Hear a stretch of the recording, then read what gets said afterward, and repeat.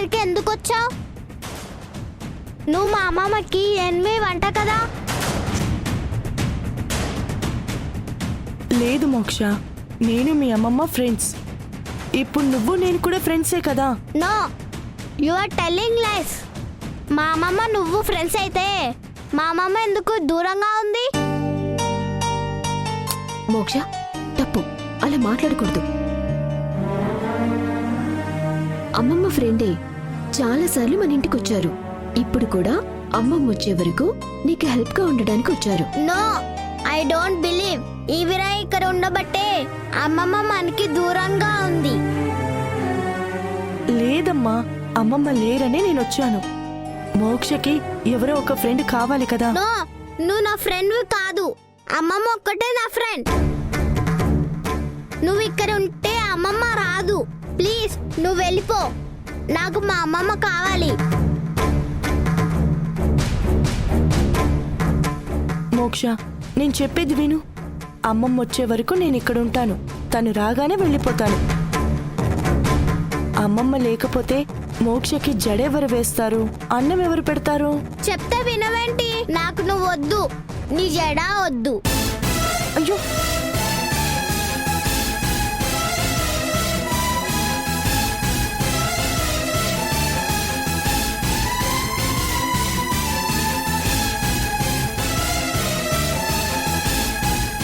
నేను ఈవినింగ్ వచ్చేసరికి నువ్వు ఇంట్లో ఉండకూడదు.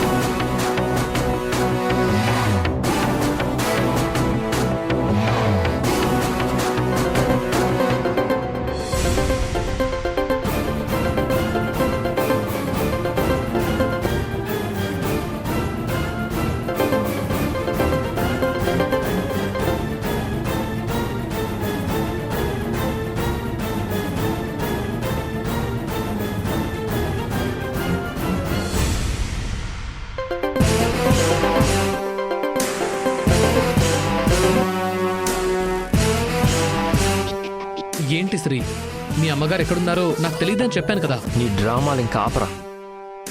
మా అమ్మ నీ దగ్గరే ఉందని నాకు తెలుసు. మర్యాదగా మా అమ్మని నాకు అప్పగించు. శ్రీ, నీకు అర్థం కావట్లేదా? మీ అమ్మగారు నా దగ్గర లేరు అని నువ్వు చెప్తే నమ్మడానికి నేనేం చంటి పిల్లాన్ని కాదు.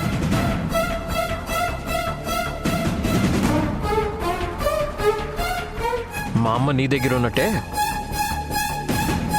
మీ అమ్మగారు నా దగ్గర ఉన్నారు.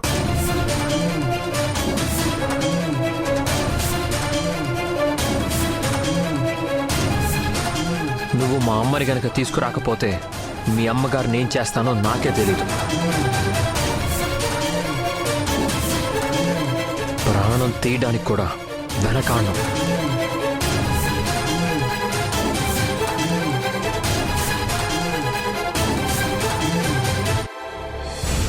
శ్రీ, ఏం మాట్లాడుతున్నావు?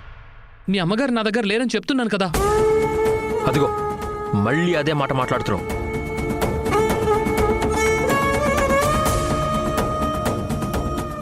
మా అమ్మ నీ దగ్గరే ఉంది. అందుకు నా దగ్గర బలమైన సాక్ష్యం ఉంది. సాక్ష్యమా? ఏంటది? మా అమ్మ నీ కారులో వెళ్ళడం సిఐ వెంకటేష్ గారు చూశారు.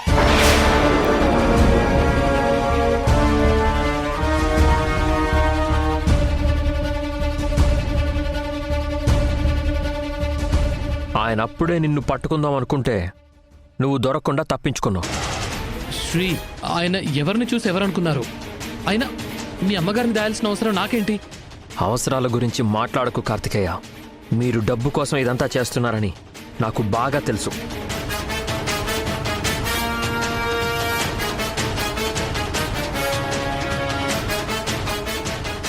ఎంత కావాలో అడుగు, ఇస్తాను. కానీ మా అమ్మ అంటే నాకు చాలా ఇష్టం.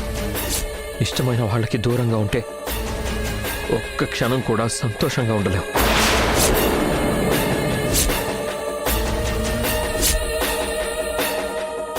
ప్లీజ్ మా అమ్మను వదిలే.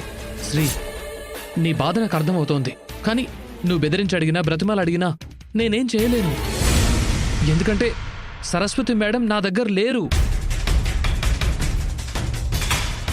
రే, ఎంత బతిమలాడినా వినవు కదా. మా అమ్మ కోసం నేను క్రిమినల్ని కావడానికి కూడా సిద్ధమే. ఒక్క గంటలో మా అమ్మ గురించి వివరాలు చెప్పకపోతే నేను అన్నంత పని చేస్తాను. శ్రీ శ్రీ శ్రీ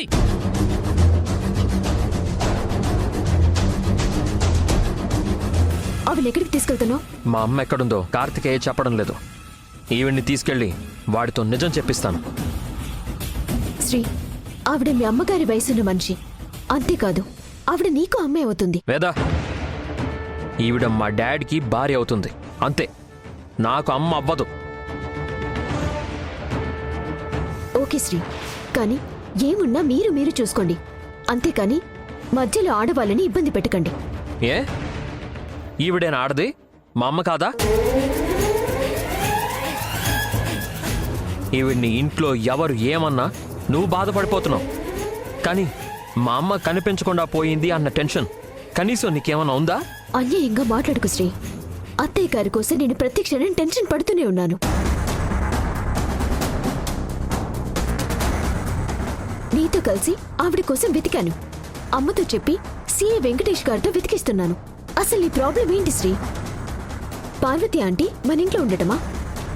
ఇంత పెద్ద ఇంట్లో ఒక తులసి మొక్కకి చోట్లేదా? ఒకవేళ నీ ప్రాబ్లం ఆవిడ మన ఇంటికి రావడమైతే అందుకు కారణం ఆవిడ కాదు, మీ డాడ్. ఏమైనా అడగదలుచుకుంటే ఆయన అడగండి.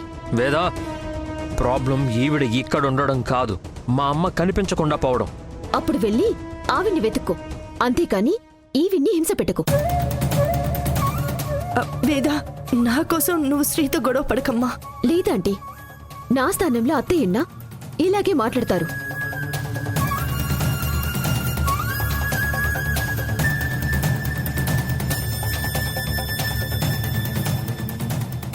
సరే వేద, నువ్వు చేసే పనుల వల్ల మనిద్దరి మధ్య బంధం తెగిపోకుండా చూసుకో.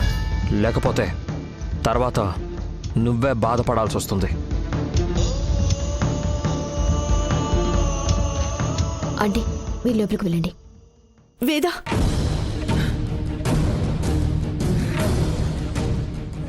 అనవసరంగా వీళ్ళిద్దరూ గొడవ పడుతున్నారు. ఇది ఎక్కడికి దారి తీస్తుందో ఏంటో. నేను ఇక్కడే ఉంటే చాలా సమస్యలు వస్తాయి. అక్కడిని తిరిగి వచ్చి ఏమని అడగాలి.